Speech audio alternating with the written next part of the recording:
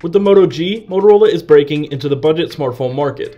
We've now spent an entire week with this extremely affordable phone. Are there too many sacrifices, or is this phone one that you shouldn't pass up?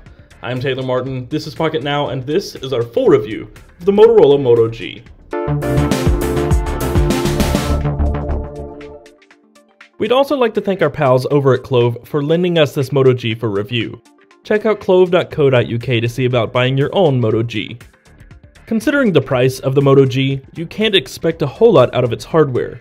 In fact, when we ripped open the box, we expected a cheap, flimsy, toy-like phone. Instead, not only does the Moto G look a lot like its more mature sibling, the Moto X, it feels even more substantial in the hand thanks to the additional 13 grams of heft and its slightly thicker build. The hardware is quite nice. Not just because of the tiny price tag, it is genuinely great hardware. It feels a lot like the Moto X in hand. It bears the curved back, which allows the device to center itself in your palm really well, and the ports and buttons are all in the same places. Of course, the insides of this smartphone are more telling of where corners were cut in order to keep costs down. But keeping price in mind, which is impossible not to do with this phone, they're still rather respectable. It's powered by the Snapdragon 400 chipset, a 1.2 GHz quad-core CPU, and Adreno 305 GPU. It comes in either 8 or 16 GB variations, has only 1 GB of RAM, a 5 megapixel rear camera, and a 2070 mAh battery. The price savings are felt through the lack of some features which come standard in most Android smartphones these days: LTE connectivity, NFC, and Wi-Fi AC. The display, surprisingly, isn't bad at all.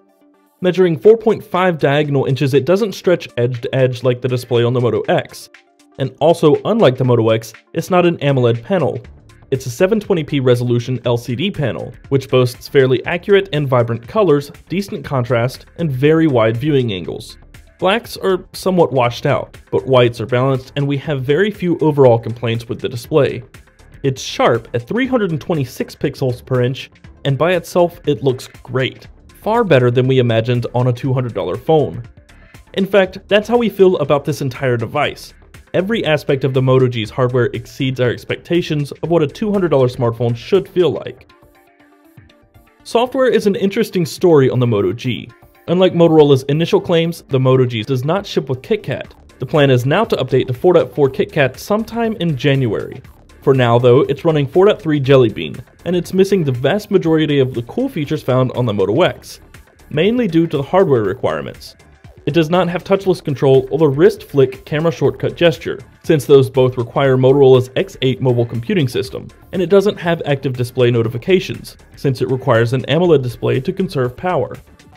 But it does offer a few things from Motorola, such as Motorola Assist for calendar meetings or sleeping, not driving, which also requires the X8 computing system. It has Motorola Care, Migrate, and Device ID.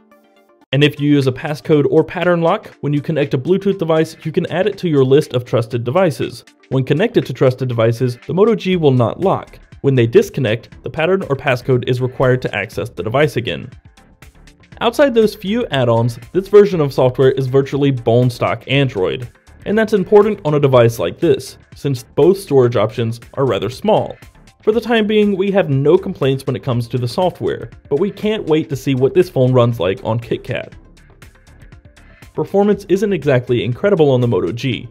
The Snapdragon 400 is visibly stuttery at times. To anyone seeking a mostly smooth experience on the cheap, however, it doesn't get better than this on Android at this price. Applications open and switch smoothly and relatively quickly. Flipping between home pages or panning and zooming in the browser is like butter.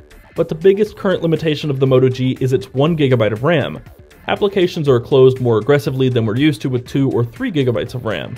We feel the forthcoming KitKat update could make things better in this aspect. Benchmark scores are respectable, and gaming performance isn't anything to scoff at either. This device isn't meant to be a gaming powerhouse, but it can hold its own, even in titles like Asphalt 8. It has a tendency to drop frame rates throughout asphalt races, but it's usually quick to pick up the slack and muscle through and finish the race. The speaker on the backside of the Moto G is fairly loud and quite crisp. It's strong in the mids and highs and light on the lows. This doesn't help for the speakerphone performance, which is laughable. Caller sounded robotic and tinny, often distorting the sound enough to make it difficult to understand. That said, calls through the earpiece sounded great with plenty of volume. The lack of LTE was quite noticeable in web page load times and streaming music. We hit peak speeds at around 5 megabits per second down and 2 megabits per second up, but the average speeds were closer to 2 megabits per second down. The 2070 mAh battery inside the Moto G managed to impress us to some extent. The lack of LTE, Snapdragon 400, and 720p resolution display were likely helpful in the Moto G's stamina, which consistently managed to power us through a full day of moderate to heavy usage. On days of abnormally heavy usage though, we needed a supplementary charge mid-afternoon to last us into the night. The camera is admittedly the low point of the Moto G. Even in the very best lighting conditions, pictures weren't all that impressive. They're dull on colors, lack sufficient detail, and are packed with noise and artifacts. And they're noticeably light on contrast as well. We managed to take a few decent pictures, but they weren't anything mind-blowing. And the instant light becomes the least bit scarce, image quality suffers significantly. There were many sacrifices made in order to make the Moto G. Fortunately, Motorola cut costs in the least intrusive way possible. The Moto G is a fantastic looking and feeling handset at a $300 or $350 price point, but it's only $179 or $199 depending on capacity.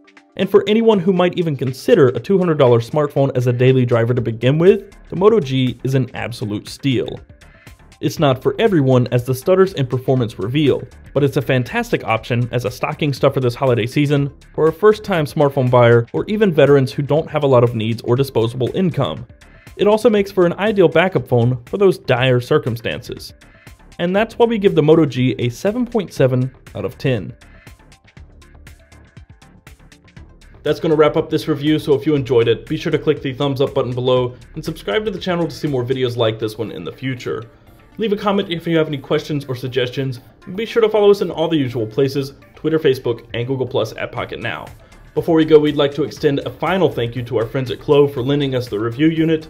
And, as always, I'm Taylor Martin. You can find me on Twitter at CasperTech, and I will see you next time.